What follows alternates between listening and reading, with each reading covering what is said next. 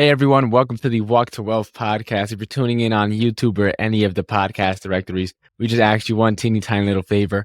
If you find any value in this episode or have found value in the episodes prior, we just ask that you recommend us to a friend. We are trying to impact as many people as we can on their walks to wealth. Without further ado, I have a very special guest here today. Joseph, for anyone that may not know you, tell us a little bit about yourself. What's your elevator pitch? Who are you? What do you do? What's going on, everybody? So I'm known as the Tax Deed Wolf, a retired nurse at 29, specializing in the real estate niche of tax deed investing. So many misconceptions, but in this niche, we get property for literally less than 60% of fair market value. So I'll save you the long story. Hopefully that caught your eye. Yeah. And so before all this success, before being able to leave the nursing and getting into more heavy real estate investing, tell us a little bit about your walk to wealth. Where does this journey all begin? So I was born and raised in the Sixth Ward of New Orleans. And after Hurricane Katrina, I was about 15 at the time. I was all over the place. And I ended up joining the Army so they could pay for college. And I went National Guard so I could still kind of do my thing on the side and just kind of show up once a month and do the Army thing. They don't tell you how much you actually deploy when you go reserves or Army National Guard. So I ended up deploying twice. And I finally came back home and I was an RN, started running the ICUs, started travel nursing, making a little bit of money. And I was like, okay, it's still not enough because I was trading my time. Ultimately, that's what we all want. Not so much about the money. It's more so like, I want to do what I want, right? So I saw all these millionaires and they were all investing in real estate, and something had to give for me. Once I found out about tax deed investing, my squad leader actually told me about it because he saw a YouTube video. So I started looking into this and got my first property, $3,000, second property, $1,900. And then we just kept getting property under $3,000, $500, and the rest was history. People caught on. Then I had doctors like, hey, can I just give you money to do this? I had other people who were like, hey, can you teach me how to do this? So then we started Wolfpack Capital, started investing other people's money. And so OPM, that's the game, right? And man, we just kind of kept it going and got a big movement here started with tax deeds. Yeah, amazing. And so I want to ask you a little bit about your upbringing a little bit. What was money like in the household growing up? What were some of the limiting beliefs around money, if you had any? How did, the topic of money get talked about while you were growing up? So first things first is, man, honestly, we didn't talk about money enough, and hardly at all. The only thing I heard about money was the bills are due. That's literally all I heard growing up. Like, I need to get a second job and pay these bills. My grandmother raised me, and that's all I heard from her. And the second misconception that I heard about money was to stay away from credit cards, right? That stay away from credit cards. That's all I heard. The bills are due and don't get a credit card. And so how did those two things kind of serve you? What was it like growing up and trying to break free from some of those things that were instilled in you early on?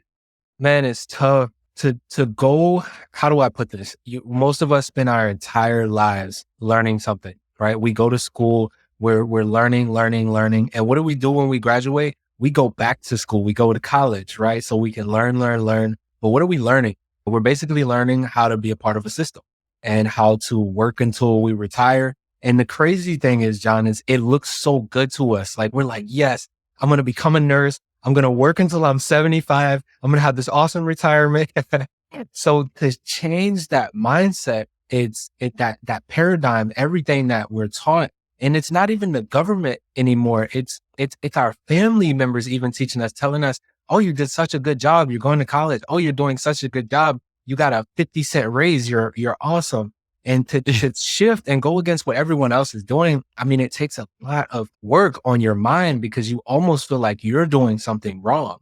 And it's crazy you're probably, people are looking up to you eventually, but in the beginning, you feel like you're the one that's doing something wrong. So you got to go through a whole lot of physical, mental, and spiritual changes. You got to work out. You have to do the little things like meditate. You have to watch what you eat. So it's a lot of things that goes into that most people won't really understand until they're there.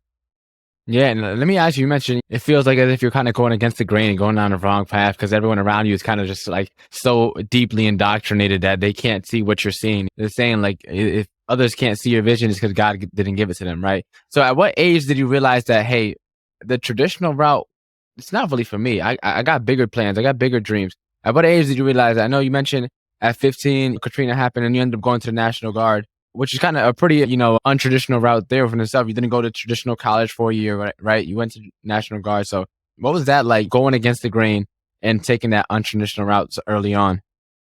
Man, so I out of the blue, I was like, hey, I'm going to the Army. My family was like, what? Like, well, y'all ain't paying for college. And this recruiter told me I'm going to get this, I'm going to get that, I'm going to get the travel. And you ultimately don't know that you're doing things different than your friends until you ever ask one of your friends, like, hey, let's go on a vacation for a week. And you realize how many of them can't go. That's when it ultimately hits like, oh man, I'm really doing something different. So I was about 25 when I finally knew. I lucked out. I bought my first home when I was 21. And honestly, I didn't know what the heck I was doing. I was just like, hey, let's buy a house. Was married at the time. He was like, hey, let's buy a house. We bought a house, but the house was $78,000 in 2014. Now that house is worth like $350K. And I was just like, holy crap. We just like kind of was just going with the flow and ended up with over 200K in equity. And it was just crazy going against, looking back, not many of my peers bought a house at that time. Now they're the ones that are calling me like, hey, we want to buy a house. We're 30. We're in our 30s Yeah. and trying to do what you're doing now. So super thankful, man. Super thankful. Let me ask you, buying that house early on, doing what most of your peers, most of your friends, most of everyone you grew up with, it wasn't doing. How was that like emotionally? Especially at that age, when you're young, I feel you have a lot more care for your loved ones, your peoples, your group. And it's a lot more difficult, I feel like, early on to kind of go against the grain because it's like those people are so much more, that's before everyone started living out their own lives for real, before everyone really splits up. Right. I feel like it's a little bit easier when you're older, but like when you're younger, it's like you're so cool with the guys and your friends and everyone. And how was that like kind of being I wouldn't call you the oddball, but being the person that stuck out, that's clearly doing something different? How did that weigh? Because I know certain conversations you just couldn't have with certain people because they weren't on the same time as you probably were on. So how was that like? So I don't know how old your viewers are, but I'm gonna just keep it around my age, like 18 to 22 ish. So at that time, man, being a 22-year-old with a house, and I actually had a Mercedes at the time because I was a nurse. I was a nurse at a very young age. I started as an LPN, but then finally got my RN. I was impressing the ladies, man. I didn't feel like the oddball in a negative way all the time until it was time to like, hey, I want to hang out with my friends. Like, hey, let's go on a cruise. Let's do this. Let's do that. And no one else could go. So eventually, as you get old enough, you stop waiting, right? As an entrepreneur, as a friend, as whatever you are, when you get old enough, enough is enough. And you stop waiting on other people. Like, hey, I'm going to take this course, whether you're going to do it or not, I'm going to do it. Right. Same thing with investing. You can't sit around and wait for your business partner to finally come through. Right. And you're going to lose a lot of business partners as well. I've lost so many. You're going to fire some CPAs. You're going to fire some real estate agents. You're going to fire a lot of people. But when you get older, you stop playing games. And when you see your vision, when you feel it, when you see it, you'll do whatever it takes. Yeah. I mean, that's a perfect segue to get into today's conversation. Like you decided to stop playing games. You picked up that first property for $3,000. You mentioned that it was from a YouTube video that the guy told you about tax deed investing. What was that like getting the first one? A lot of people go on YouTube University and they watch every video, front and backwards, double speed, replay, and never end up investing. You guys kind of just watched the video, probably sought out some more information and got it done. Tell us about what was that like reliving, if you could relive that experience right now, getting that first property.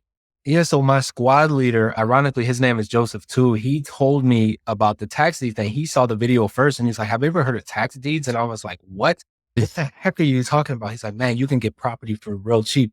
And at the time, there are a lot of new, it was the digital age is kind of coming. And I just thought like, what kind of scam is this what kind of scam is he talking about? So I looked into it and I started a few videos and then I didn't really do anything with it at the time. Like most people that you watching it, like, oh, maybe it's something I'll get into. When I started working, I was taking patients down to MRI, and the guy down there who ran the MRI, he had been learning from his family. Like they were generational tax deed investors. Like it was literally passed down. And the only thing was he was only doing one property at a time. He would get a property, rehab it, and then sell it one at a time. And he was actually the one who was like really explaining this stuff to him. And I was like, oh, wow, like I'm about to do this. And so I jumped right in. And once I realized that I could do this at scale, I didn't have to get one property at a time. Then we started doing like 2 or 3 a month. And it was after I had flipped 2 properties, I made like $30,000 from after flipping 2 properties. And I was like, man, the average American makes about this much money in a year, and I did it in a month. And I was like, you know what? I think if I give the time back to myself and I'm not giving my time to this hospital, I could probably do better. And that's what we did. I told my wife, I was like, hey, look, I think I'm gonna leave nursing. I can do great as a real estate investor. She's like, are you sure? I'm like, yeah, I think I'm sure. We didn't even have any Airbnbs or nothing at the time. I only had like 3 properties at the time when I actually left, but I had enough monthly passive income coming in from just flipping. I just took a chance, man. I jumped right up there. As scary as it is, but we did it.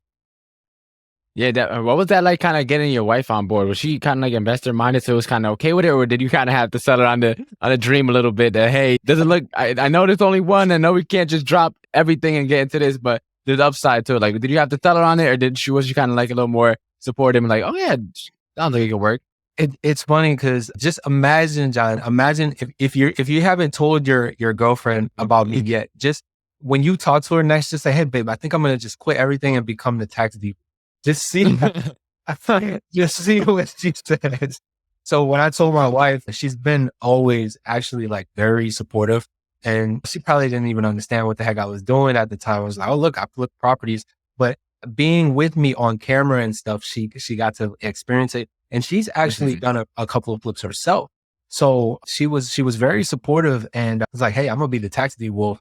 Funny enough, I mean, she had no other choice. We were stuck at home with COVID when I actually wrote my ebook. I was typing my ebook. We were literally stuck at home. So I was like, I'm just going to write this ebook.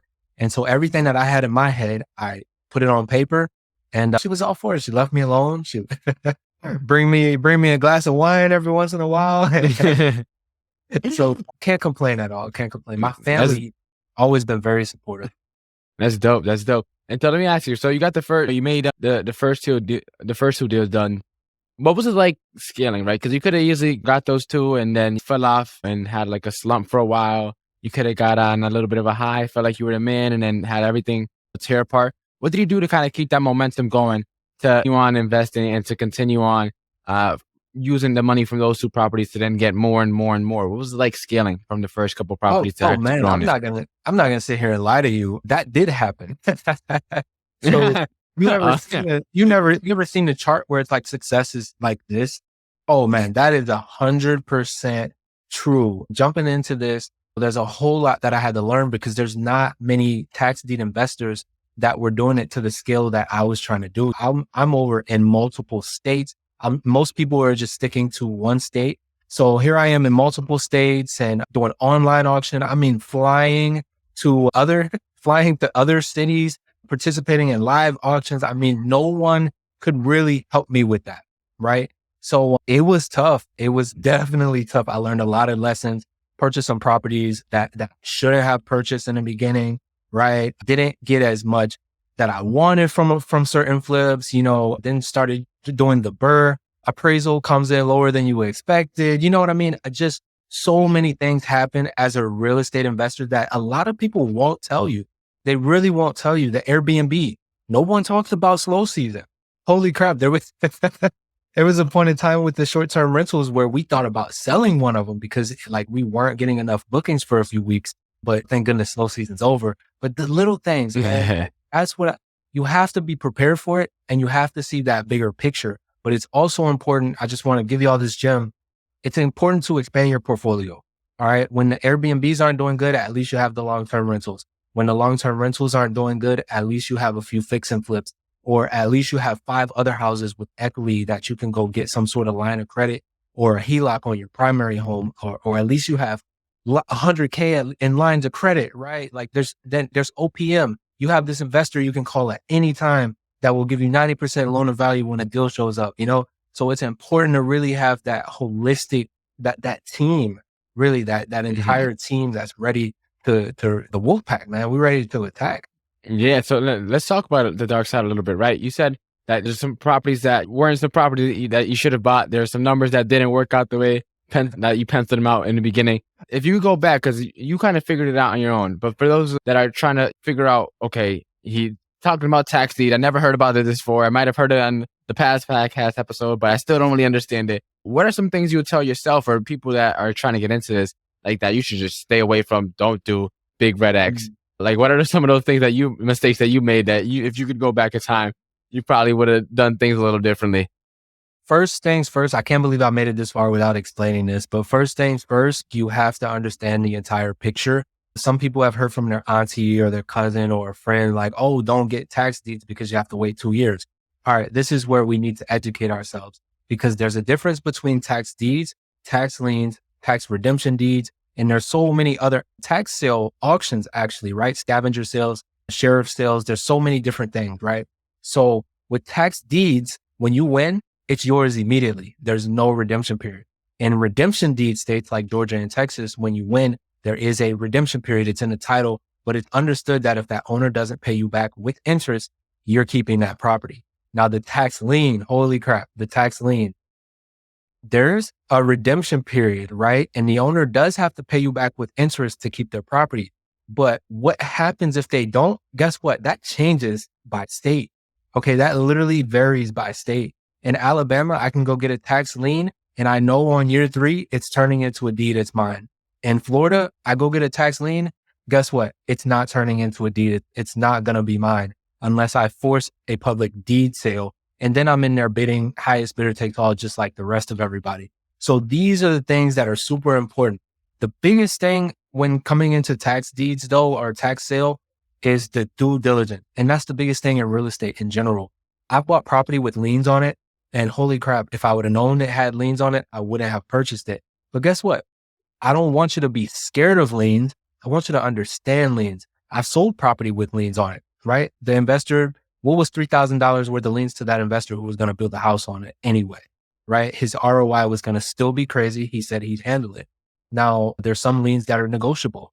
There are some liens that die with the tax sale. Mortgages die with the tax sale. IRS liens. So that's something I didn't know, John, until I experienced it. My attorneys were probably so angry at me. I was calling them like every week. Okay, what about this? Okay, what about the municipal lien?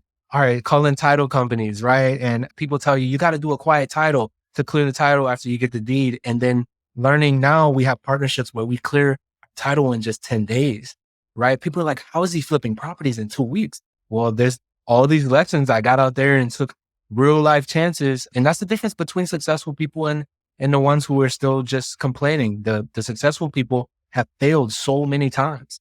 And that's just what separated me from my peers. I just failed more, honestly.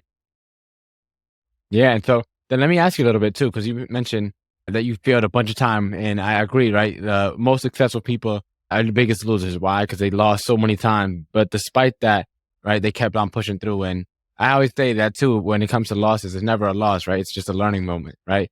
And you get to learn from that situation. You can grow from it. It's never a loss. But let me ask you, because it's a little bit difficult when you're playing with other people's money. And a lot of people, especially in my position, don't have the money to invest of their own, right? So it's like when you're starting off and you're playing with other people's money, it's a little bit more difficult to go in there confidently and go in there and try to get this done when it's like, it's not your money on the line, it's somebody else's. And if you don't get it done or you screw up a little bit, it's not just you're busting on the line. It's also their money too. So they're going to come for you. So what kind of advice would you give there so that people could kind of come into this, but not also screw themselves and a potential partner over? 100%. If you don't want to lose money, your first investment should be in some sort of mentorship. That's just hands down. I've invested over 6 figures in mentorship in a year, right? It's important. It's very important. People think that you always just have to invest money. No, you have to invest time, right? You have to sacrifice a lot of things besides just money sometimes. So you're going to sacrifice even some of your friends, right? And I don't mean you're not going to have to go cut their throats and put them on an altar or anything. But you might have to hang out with them less, right? Less time going to the club, less time partying, more time studying, waking up early, right? You're going to have to sacrifice your sleep sometimes. So these are the little things that I say little, it sucked at the time, but these are some of the things that I had to change in order to really get where I wanted to be.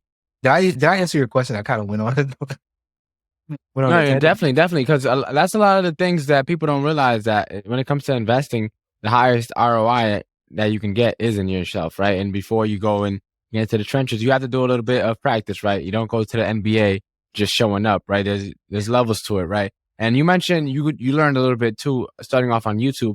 Where else did you go to learn when you were first trying to get into? I know you had the guy that the generational like the family were generational tax deed investors. Where else did you go to get that information when you were first starting off? So same thing that you just mentioned to me earlier, going to a real estate investing event, right? I did that. All the Facebook ads I seen, any events in my area, someone told me relationships were going to be the key to my success. So I was just going to every event that I could, shaking as many. Don't go to the event and just sit in the back and sip on the free drinks and get the food, right? Like literally shaking hands. When you get the business cards, don't just let them pile up like most people do. Actually reach out to them, right? I was scheduling meetings with people, John. I had no idea what the heck we were, no idea what the heck it was going to turn into, but like, hey, let's sit down and chat. Let's go get some coffee. We would sit down and we would talk for 30 minutes to an hour. And then holy crap, I got a new business partner, right? You just never know. So that's some of the things that we did. And you were asking about how to like not lose people's money. On top of the mentorship, like you really just have to understand money, period, right? Understanding what's bad money, because money, the game of Monopoly doesn't start until the bank hands out the money. But so many people are just trying to save their money and save their way to wealth. But in reality, they need to leverage their way to wealth. So we talk about the BRRRR strategy. What the B stands for buy, right? You need to buy right, especially in this economy. We see interest rates going up, right? So it's super important that we buy right. We saw how the housing market just went up. And we see some stubborn sellers right now, right? The houses aren't going to just keep selling for 50,000 over what the market is, right? So you're seeing some offers coming in low in some areas, not every area, but you're seeing some changes. It's important to be connected and well leveraged in times like this. You always want to have those lenders on your team. You always want to have those backup plans. Don't go into a property with just one plan, right? I got a duplex in New Orleans recently. And I was like, oh, I'm going to Airbnb this thing. We're going to make a bunch of money, right? Right. Buku money, how we say down there. And then New Orleans said, oh, we're stopping short-term rental permits. Oh, crap. What am I going to do now? Right. So it's important to have contingencies as well. You can't put all your eggs in one basket. You have to come in there with a super open mind. Yeah. So then let me ask you, right? So when you're doing these tax deed investment and you're getting these properties for pennies on a dollars, essentially almost, right? You're getting these properties with super low values. Once you actually acquire the property, what do you usually do with them? Like, where do you go from there, right? Because getting them is one thing, but once you actually get it, it's like, all right, what do I do now? Oh, that's a really good question, actually. So First, first to answer your question, a lot of people always want to know like what type of properties do we get? So you can get anything. Anyone who is not paying their property taxes, they can lose their property and it can end up in auction. I've seen mansions, hotels, like literally boat docks, like all types of stuff. When we get these properties, of course, we're doing our due diligence well before the auction or we're trying to approach the property owners before auction anyway, because we don't want to go to auction and get outbid by Elon Musk or Jeff Bezos, right? So we get them before auction. We're negotiating. We're doing our due diligence and we have our plan before we even purchase, right? We know if we're going to Airbnb it. We know how much money we're going to possibly have to put into the rehab to do a long-term rental, independent living facilities, right? This is abused women, kids that age out of foster care, homeless veterans, like anything. The government will literally pay per bed, not even per house, per room, like literally per bed that you have in there. So, I mean, so many different creative things that you can do. We do the midterm stays, put travel nurses in some of these, partner up with hospitals, insurance agencies. We just had a hurricane in Florida. I got people staying in my places now and their insurance is paying for it because their primary home got flooded. So just so many Mm. opportunities, man. We'll do it all. Yeah. And so what would you say for a lot of beginners? What would you think is like the one of the easier ways to get into it? Because there's so many options that sometimes lead to a lot of analysis paralysis. It's like, well, now I got to learn about Airbnbs, and now I got to go call up the state and find out about assisted living and all these different things, and now I got to call up XYZ to get XYZ information. Right, with so many information, like so many different options to choose from, a lot of people often get just stuck at the starting line because like, what route do I take? So at least from your personal experience and what you've done, where would you suggest people to getting into first so that they could continue on once they acquire these properties? That really good point or good question. So first things first is you need to understand what your goal is. Why are you doing what you're doing? And what is it that you're going to be doing? Like if you just want money, that's not a solid plan at all. How are you going to help people ultimately? What are you going to do to get that money? Because the money is a byproduct of solving problems, all right, being a solution. So first things first is you're going to find a mentor, right? And how you're going to find that mentor, you're going to look for someone there's a couple of things you're going to be looking for. One, are they doing what you're doing, right? Are they doing what you're doing? The second thing that I tell people to look for is, can they only teach me one thing, right? And when I go to a mentor, I don't want to just learn. I wouldn't take an Airbnb course, just an Airbnb course. That's just the type of person I am. If I'm going to go look for a mentor, I want the guy that can teach me lease options, pre-foreclosures, banking relationships, STR, tax. You know what I mean? I'm looking for that guy who's really out here. Like, walk me through a deal, how I can get seller financing, right? So that's Yeah, let me ask you a quick question because you raised an interesting point, right? Because a lot of people, there's a Bruce Lee quote, right? It's like, I fear not the man who's done a 10,000 kick one time. I fear the man who did one kick 10,000 times, right? And so what's your thoughts there about, because when you get into more different asset classes, it becomes a little bit more difficult to become an expert in each one, and someone that can, and a lot of times real estate investing, most of these people are good at sales, right? And they have a way with their words. So it's easy for people to come off and sound like an expert and sound nice with their words. So what kind of advice would you give there? Because it could easily go that someone's just like, yeah, I do XYZ, and the whole time it's like, they're not really an expert in XYZ. You kind of answer your question. So you mentioned Bruce Lee and we talked about kicks, but can Bruce Lee not also punch, right? He's an excellent kicker, but he can punch. So anybody who is an expert in their field, chances are, John, that they're doing other things too. Because when you start off in the real estate realm, let's say I started with Airbnb. A lot of people, I know people who make millions off Airbnb, right? When you're getting all this money from Airbnb, guess what? You need to put that money elsewhere, especially if you're just doing arbitrage, because you have no ownership. You're not building any wealth at all. And any intelligent person investor that's really making that money should understand that, or at least be around other people who are like-minded enough to tell them like, hey, bro, you literally have no equity. This money coming fast, but what if these municipalities say no to Airbnb now or short-term rentals? So prime example, me with tax deeds. I was making a bunch of money with tax deeds. And then I was like, okay, now there's other things out there. What can I do? Start doing the BRRRR, start doing short-term rentals, start doing a little bit of everything. And when I say mentorship, the mentors should know at least, sorry, my daughter is in the background. No worries. But at least they need to be connected, right? Anybody who knows everything, they're like you said, they got to be slipping somewhere. So in a case like myself, they should have a solid team around them. So I don't teach Airbnb. I actually have a business partner in my academy that teaches the Airbnb. I don't teach the business structure. I actually have another business partner that teach, you know what I mean? So it's not just me, it's all about the value that the entire organization has, which leads to a whole nother topic. They need to have some sort of organization or some sort of network. Or what do you look like coming to take a wholesale class and from learning from someone who doesn't even have buyers, right? Like if you're going to teach me wholesaling, can I at least get some of your buyers? You know what I mean? So just something to look at when you're looking for a mentor.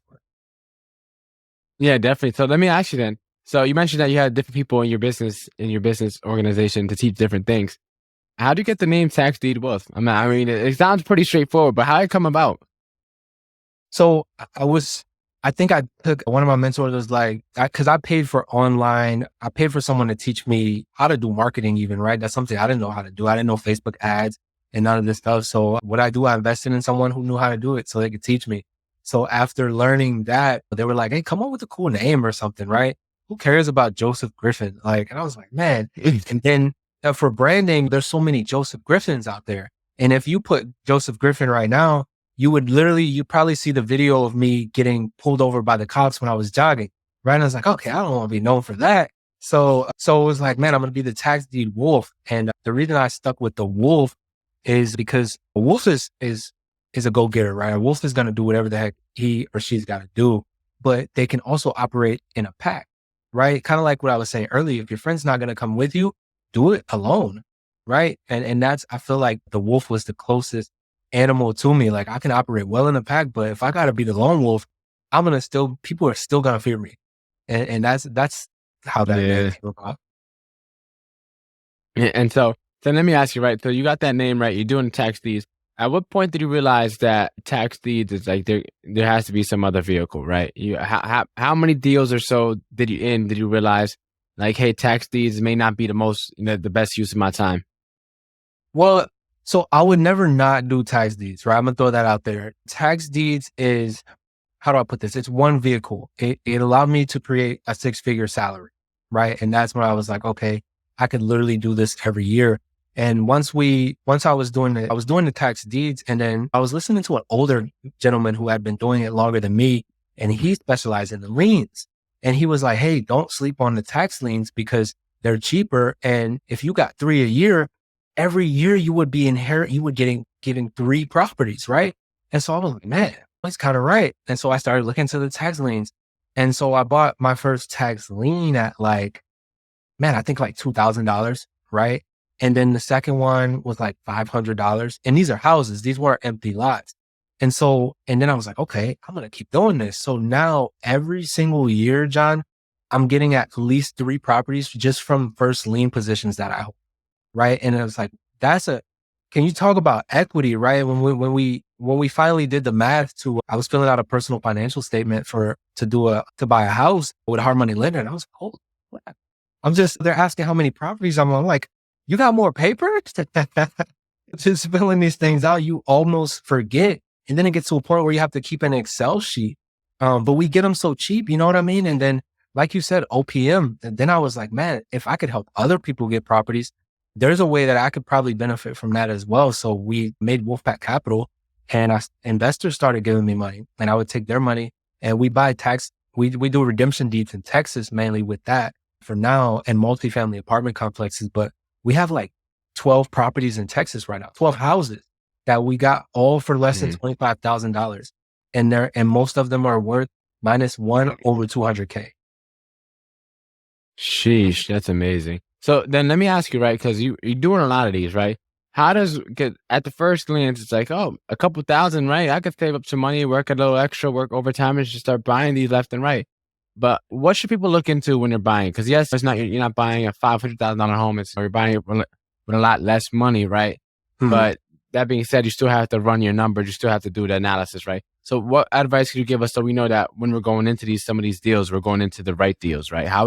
What criteria would you use to make sure that you're getting into, or at least what metrics is a good estimate, a good ballpark to look into when you're trying to get into these deals?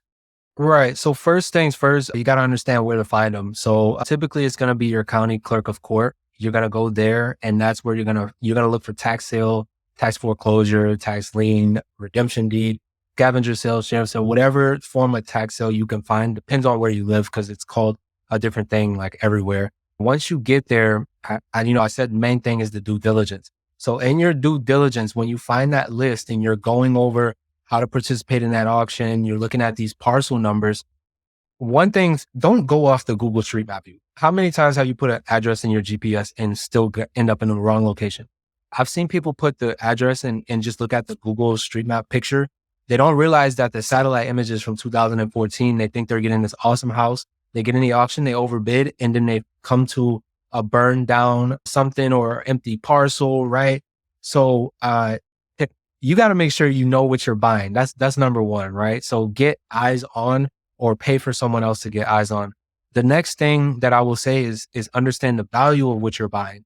So run the comps, right? It's as simple as, now don't go to Zillow and look at the Zestimate, but if you can go to Zillow and at least check the recent sale prices of the asset that you're looking into, a 3-bedroom, 2-bath, 1,200 square foot home, go look and see what other 3-bedroom, 2-bath, 1,200, give or minus 200 square feet, see what those just sold for, right? Don't look at the sale from 2 years ago.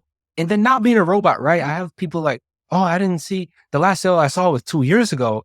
Understand that the market was a lot lower 2 years ago, at least. So you probably get a little bit more for it now. But these are like some of the little things that we're looking into. Make sure it's not landlocked, right? There needs to be access to the place. How are you going to sell it to a builder if it's too small and he can't build his 3-bedroom, 2-bath home, or the city doesn't even, the zoning doesn't even permit what you're trying to build, or you bought some wetlands and you can't even build on it. So it's kind of common sense, but then we know common sense isn't too common actually, but you just have to be smart about this. And if you're not a real estate agent or a realtor or have any mentors, please get a mentor before you go lose thousands of dollars. Yeah. And so let me ask you, because at first glance, going to the town clerk, to going to the downtown or wherever the town clerk is in your city, mine is downtown, and going in there and then actually going to some of these auctions and stuff like that, it can be kind of intimidating, because at least just even thinking about it, because you assume that you're going to be in there with a bunch of real estate investors. They all going to come suited up, loaded, big pockets, and just start throwing money down on the table. It's like, and you're kind of fending for yourself, but over there, like brand new investor, kind of just struggling to make as you get into the field. What kind of advice there, at least would you give some mindset wise, for people that kind of are a little intimidated at the thought of doing these things when they know majority of all the other people doing it are going to be other investors that are trying to do the same exact thing? Right. So if you're going to go to war, typically you probably want to invade while the other army's sleeping or drunk, right? So while the other investors are sleeping, this is where you're going to get your deal. So to be honest with you, John, I've only gone to like 2 in-person auctions, mainly because the state I reside in is online, right? And most of the states we purchase in are online. But I have gone to Georgia in-person auctions. You want to use your tax sale list as a leads list. You do not want to take your chances at auction. You get that list well before auction time. It's time to go get into wholesale mode and go start approaching the property owners and see if you can work out a deal with them before the auction. So how it looks is, I see a property coming up in the auction. Let's say I'm in Florida. I've gone to duval.realtaxd.com. I see that Jacksonville, Florida has this house I really love. It's opening bids like $5,000. I see the home's worth $100,000, right? I'm going to literally put that parcel number. I'll typically throw it into an app called Landglide. Some people use PropStream and all this and all that. Whatever floats your boat. Landglide, I see who owns the property. Now you have a few options. You can send them letters in the mail, or you can throw that name into a website like truepeoplesearch.com. That's a free site. You can literally get their phone number, call them up. Hey, John, I see this tax deed property coming up in one of the next auctions. I just want to know if I can help you out. You're like, what? Help me out? It's like, yeah, can I give you some cash for this property? Right? Whoa, you want to give me cash? Yeah. And I was like, well, I've done the numbers and I think that I could literally pay your taxes for you and take this property off your hands and give you about $20,000. How does that sound? I'm like, oh crap, $20K? A lot of people haven't seen $20K in their bank account. They're like, what, $20,000? And $20,000, I told you the value of the home is $100K. I literally got it for 20% of the value of the home. I don't have to touch the house. You think I could still sell it to another investor for maybe $60,000, maybe even $65,000 to $70,000, right? As a quick sale, or I could rehab it, maybe create, now it's worth $150K after I put a little bit of money into it, right? So that's what, I know I went through that really, really fast, but that's a typical, I made it sound so easy. I think it is easy. You just have to apply yourself and do it. It's simple. It's simple. Yeah. Yeah. And so let me ask you though, how do you make it a win-win for both parties, right? Because a lot of the times, a lot of people is like, oh, I can get these, they got to pay these taxes. They're not going to pay them. I'll just skimp them as much as I can and get as much as I can out of them because they're already in a bad situation. How can you make this a win-win deal when you're calling the other party, the party that has to sell, that their house is about to go to auction? How can you make it a win for them as well, so they're also getting something out of it? Right, right. So in a lot of cases, holding on to the property is just so detrimental to them. If they can't pay the property taxes, what else can't they pay? Right? Can you hear my 2-year-old? Just a little bit. No worries. So if they can't pay their property taxes, what else can't they pay? So one of my business partners, he went to Georgia and he got like 6 properties for free. He literally convinced them that holding on to the property was literally draining their pockets, and they just quit claim deeded it right over to them. So for us, I recommend 20 to 40% of fair market value is a fair deal. And that's just off the top of my head without even seeing the inside or anything. If I had a house worth 100K and you offered me 20,000, and I know it's not, typically these houses aren't fixed up enough to do a sale. You're not going to get a loan on it. You're not going to get property insurance on these typically, right? So they can't sell it the traditional route in a lot of cases. And they understand that you need a cash investor, and not many cash investors are going to be like, oh, I'll pay you exactly what it's worth, especially right now in today's market. So I think that's 20 to 40% is pretty fair. In some markets, you might even go higher. Miami, you might even be looking at 60%, and that's still an awesome win. 60 to 80% will be a win, right? In Miami. Yeah. And so then let me ask you, right? So what are some of the things here, are some of the scripts that people could start off using when they make these phone calls that are easily beginner scripts to just initiate phone calls? Once they finally decided to get into this, they found some mentors, they got some tax deeds lists, they put it on PropStream and skip trace the numbers, right? What are some beginner scripts that they could probably use to start when they start dialing, so that when they pick up the phone, they don't sound like idiots, they actually sound like they know what they're talking about a little bit? So yeah, that's a really good question. So like in our academy, we actually have templates of letters to send. We also have our own purchase and sale agreements and stuff. A lot of people, people are like, I don't know how to wholesale, but it's so simple when you know what it's like. We have our purchase and sale contracts literally have the wholesale stuff in it. Even as far as to the earnest money deposit, we don't want our students losing that earnest money. So we put our own wordage in there like, hey, if this deal doesn't go through, earnest comes back to us. Just little things that a lot of people don't think about.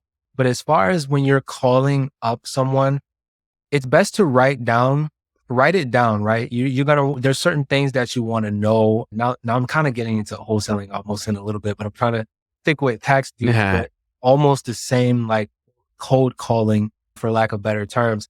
So when I call them up, I'm not the big bad wolf. I'm not the tax deed wolf anymore. I'm just a person who's trying to help another person. So some of the terminology that I use is like, hey, I saw this.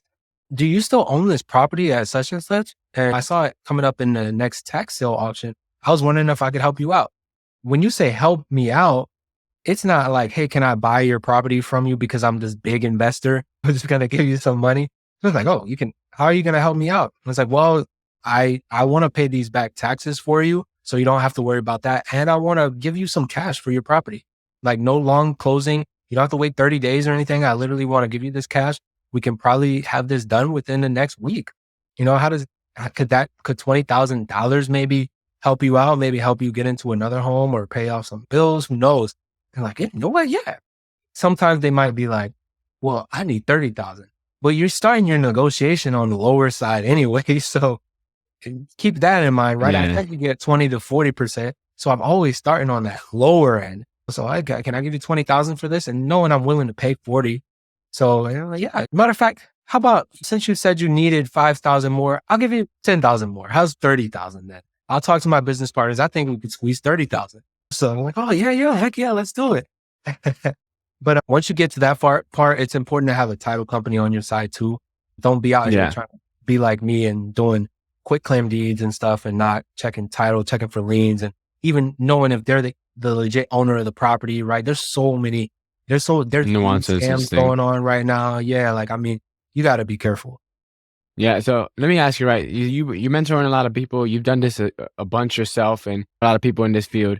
What are some of like the biggest reasons that you see a lot of people not finding success or dropping out when they try to get into tax deeds?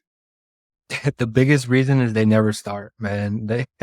That's just the biggest thing. So we've gone to college. We've gotten all this student loan debt for people to teach us how to work till we're 70, right?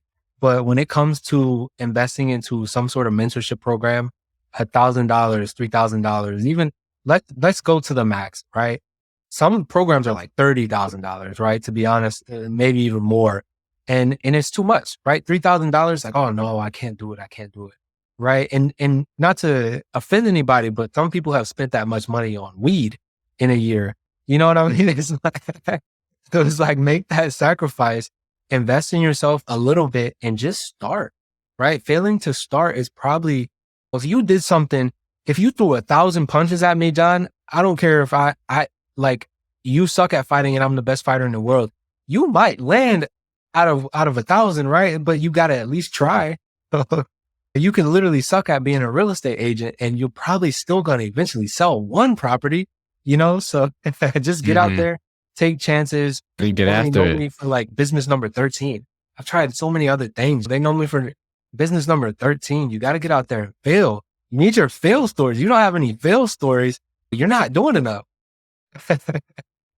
No, I love that you mentioned it too. And knowing when to pivot, knowing how to pivot, knowing how to roll with the punches, knowing how to get back up. It's the word of the entrepreneur, right? We ask for it when we get into it, right? We want time freedom. We want financial freedom. We want to live life on our own terms. It's what it comes with, right? And we always live that secured life. We can live that structured W-2 life, and not saying there's anything bad about it. It's just like your friends. They can't go on that 1 week cruise in a short notice, right? They can't go on that 1 week vacation to Bali or to Cancun or wherever they may be. They can't call off when they want to. They can't spend time with their loved ones if they wanted to, whenever they want to, right? And it's the price we pay, but it's a price well worth paying, right? So we mentioned so far kind of how to get into tax deeds. You kind of talked a little bit about the difference between tax deeds, tax liens, redemption taxes, and kind of different kind of tax, different avenues we can kind of go down. We mentioned mentorship. We mentioned how to get started in this. We mentioned where to kind of find them. We also mentioned some scripts. We mentioned a lot, but we weren't able to get the whole story. Where could we go to find out more information about what you got going on? Where could we connect with you at to get your mentorship if we want to get into this? Oh yeah, good question. So you can find me at taxdeedwolfacademy.com, pretty much Tax Deed Wolf on any platform. If you go to YouTube, the YouTube's verified Tax Deed Wolf. Go get some videos, watch some of the videos, and just reach out to us on Instagram right now. It's Tax Deed Wolf CEO, because my main account, I had so many impersonators that they just went ahead and closed mine too and said I was pretending to be me. So waiting to get my main account back. So now I'm on my backup Tax Deed Wolf CEO. But Tax Deed Wolf should be back soon. Hopefully, I've been having calls with Meta and everything. But yeah, taxdeedwolfacademy.com, or just Google Tax Deed Wolf. You'll literally find us. Sounds good. And now it's time for our final 4 questions, the way we end every podcast interview. Question number 1, what is the most impactful lesson that you've learned in life? Fail fast and move on. You're going to fail. Everyone fails. Don't be stuck in a failure for a week or 2 months. Don't have a bad year because of one failure. Life goes on. So move on and go look for your next win. What is the most admirable trait that a person can have? Resiliency. Look, this is all about failing and and getting over it. So resiliency. So you have to have a strong mindset. Don't be like everybody else in this world that's depressed every other day because of very little thing. You have to be resilient. Things happen in life. Smile. Look, keep your head up. You're still alive. Life goes on. If you had to change someone's life with one book, which book would you recommend? Ooh, I'm not going to say the Bible in this. I bet a lot you of people, could if you want. Everybody say that? No. I have one guest so far that said it. Oh, yeah? The Bible. Yeah. No, I'm going to say, one book to change your life. The book that changed my life was The Compound Effect by Darren Hardy. The Compound. Have you read that one? I haven't yet, but it's on my to read list. My awesome. to read list is getting so long now that's around I'm reading right now, at the time I'm reading this right here by Russell Brunson. Oh, okay. Yeah. ClickFunnels guys. He was just in Orlando. Yeah, super. So yeah, The Compound Effect, right now, The Richest Man in Babylon. That is a super interesting book. And $100 million offers by Alex Hormozi for any business owner. I gotta read that. I heard so many good things about it. Gotta read that one. I've been following him a lot recently. He knows his stuff for real. He's legit. Oh He's yeah, legit. gotta Uh, read. and so, then to top it off, what is the legacy that you're trying to leave behind? Man, coming.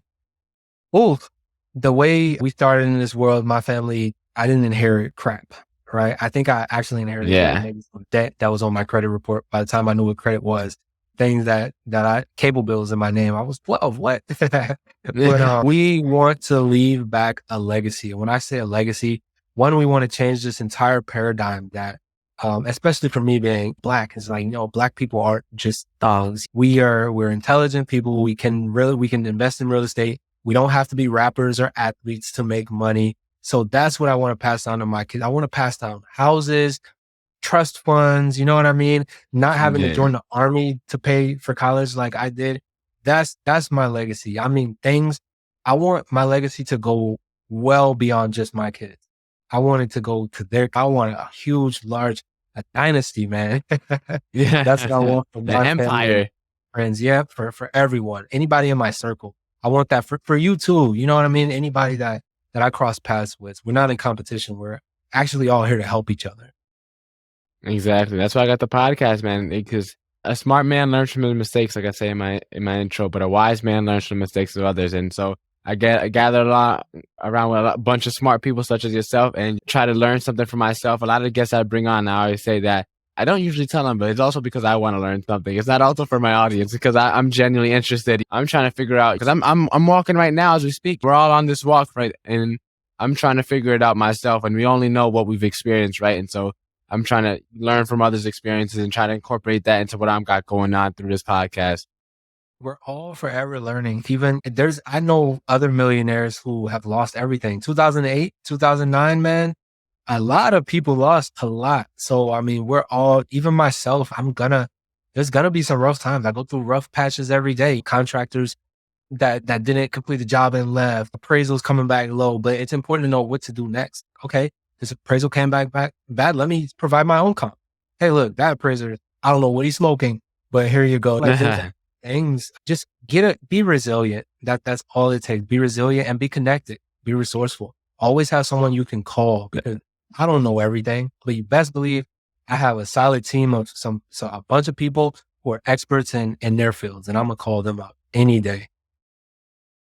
Exactly. Well, it was a pleasure having you on. I genuinely enjoyed our conversation. I genuinely enjoyed getting to get to know a little bit about you and your story about how you got things popping off, and what you're doing now is super exciting to hear, especially because, you're a brother, right? You got it out the mud and now you're getting it going and you help bring a bunch of other people up with you, which is always amazing to hear. So it was a pleasure having you on. Thanks for having me. I'm glad we made it work. I know we've been trying to get this thing for like 2 months or something. I've been all over the place, man. No worries. No worries. I bet. I'm glad you was able to hop on, brother. All right. Take care, man.